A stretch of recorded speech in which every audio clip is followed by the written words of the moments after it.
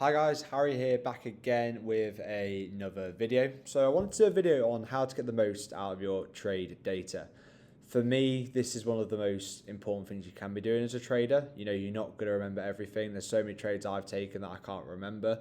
And yeah, for me, this is the only way to really best improve on your performance.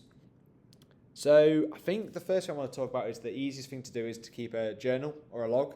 So you can log any mistakes you make, and if they keep appearing, you know what to fix, right? So a good example for me is I traded the 4 hour 1 day in 1 week, and I noticed that all the mistakes I were making in terms of not trades, like I was following my plan everything in terms of execution, in terms of losing too much on a trade, undersizing, oversizing, they're all on the 4 hour.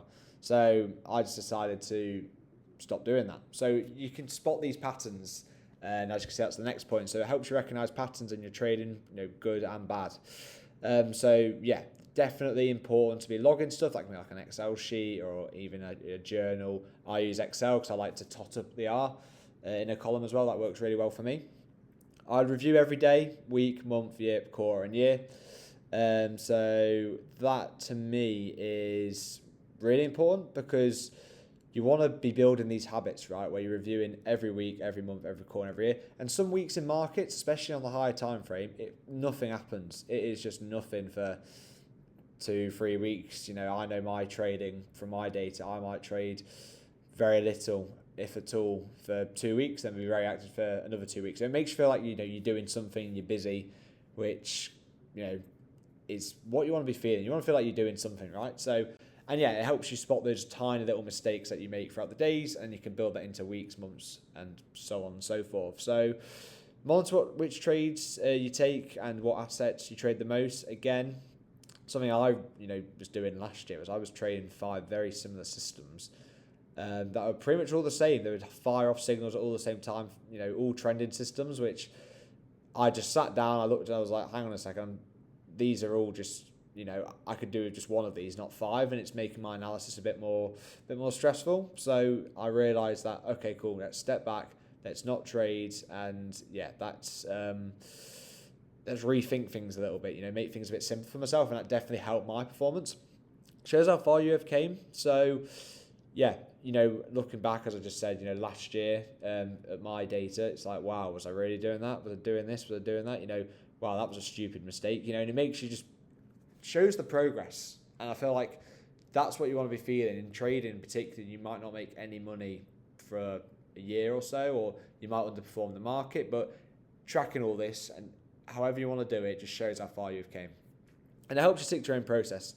For me, the best traders have their own edge. The best investors have their own edge, and that they exploit their edge in their own unique way. Chris Camello, perfect example, does things his way. Stanley Druckenmiller does things his way. Even Warren Buffett, a lot of people, copy Warren Buffett, and so on. But Warren Buffett's going to do the Warren Buffett way the best. No one's going to beat him doing that. So it helps you stick to your own process, I believe, if you're doing your log your own way, reviewing your own way, and you tracking that data, because I guess trading's a bit like, you've got a protractor, right? You're doing the same thing, you want to do the same thing, you don't want to strategy hop, but you want to do, slight changes as you go on through time. Red Amber Green trades. So as you can see, I put a little example there of some trades I took this year actually. So that was on gold, but it's the cryptocurrency one, so Tether gold, and then on Qs as well. So as you can see, red, amber, green. You can look if you stayed inside your 10% deviation. So if you lose a trade, you don't really want to be going outside of that 10% deviation. So that for me would be it'd be an amber if everything was right, but I was outside of that deviation mark. Was your entry good? Again, that could be another amber. My entry was bad, and so on. Sized correctly, I'd usually put that as a red. If I've undersized, if I've oversized, there's just stupid mistakes. Or if you've taken a trade which was out of your process, maybe you're running 3 trading systems or 2 ways of investing, and you thought, I'm going to go outside of that. It doesn't work out, or even if it does work out, log it as a red. I've got a trade on gold this year. I forgot to place a stop, and the trade did really well. I made, I think it was like a 14 to 15 R on the trade, but I still put it as a red because, you know, it's not in the plan, it's not in the process, and they're really bad habits to put in. So Red Lamborghini Green your trades is a really good way. You can define that however you like. That's just some tips and tricks how I do it. Don't make it too difficult. You want to keep this as simple as possible. You don't want it to be boring. You don't want it to feel like effort. You know, trying to do it at the same time every day. So I will journal at the same time, do my end of day review at the same time, do my end of week review. You know, usually on a Monday night. That works best for me. End of month review, I'll try and do it on the first, if not the second. You know, life gets in the way sometimes. But just being consistent is what wins in this. This is by far the best thing you can do. If you just track loads of data that's individual to you, you're going to improve massively. And if you're busy and you can't get to the charts, you can just do your journal. So you can just do like a 5-minute long look at it. Makes you feel like you're doing something. Makes you feel like you're busy. Makes you feel like you're being consistent, not missing a day, because life gets in the way, right? Like you might be at a wedding, maybe on the way down or just before.